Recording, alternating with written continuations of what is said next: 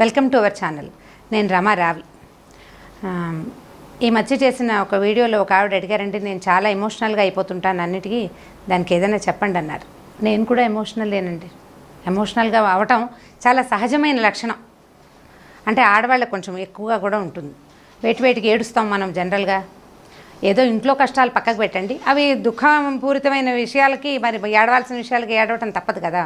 కానీ మనం సినిమాలు చూసేటప్పుడు, టీవీ సీరియల్స్ చూసేటప్పుడు, నేనైతే అప్పుడప్పుడు కథలు చెప్పేటప్పుడు కూడా, కొన్ని కథలు విన్నప్పుడు కూడా దుఃఖం వస్తుంటుంది, కళ్ళనీళ్ళు వస్తాయి కదా.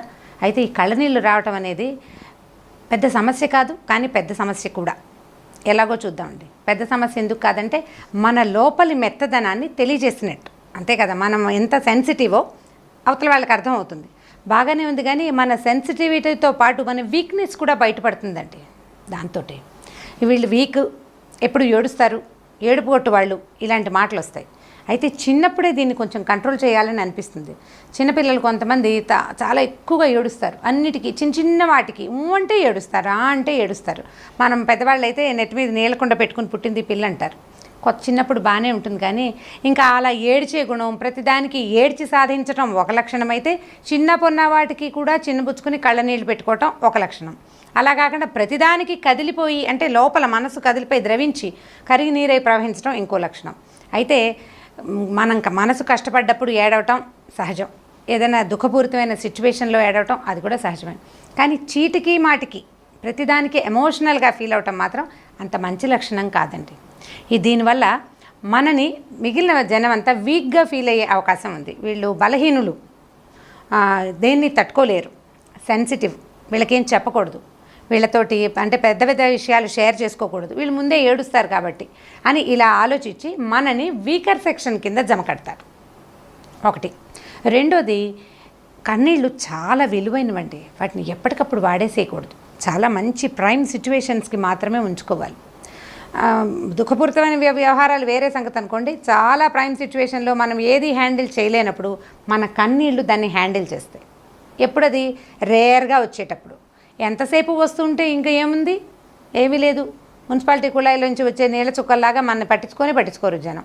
కాబట్టి కన్నీళ్ళని కంట్రోల్ చేయండి. మనం ఎమోషనల్గా ఫీల్ అవుతున్నామని మనకు అనిపిస్తుంది, ముందు మనకు తెలుస్తుంది కదా. నాకైతే అరిచేతుల్లోంచి తిమ్మిర్లు వస్తాయి. చేతులు జివ్వమందంటే కంట్లో నీళ్ళు వస్తాయని అర్థం.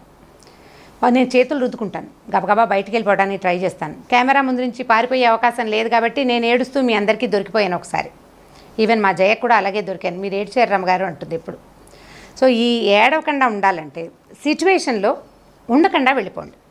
ఇప్పుడు ఏదో జరుగుతుంది అక్కడ, మనకు దుఃఖం వచ్చేటట్టుగా కనపడుతోంది, మనం ఎమోషనల్గా ఫీల్ అవుతున్నప్పుడు సీన్లో నుంచి బయటికి కనుక వెళ్ళిపోతే నెంబర్ 1 దుఃఖం రాదు. సీన్ నుంచి తప్పిపోతాం కాబట్టి ఫోన్ వచ్చినట్టు యాక్ట్ చేసి బయటికి వెళ్ళిపోవచ్చు. లేదా అరిచేతోటి తల కిందకి దించుకుని మనలోకి మనం ఆలోచించడం మొదలుపెట్టినా కూడా దుఃఖం రాదండి. దాన్ని కంట్రోల్ చేయగలుగుతాం.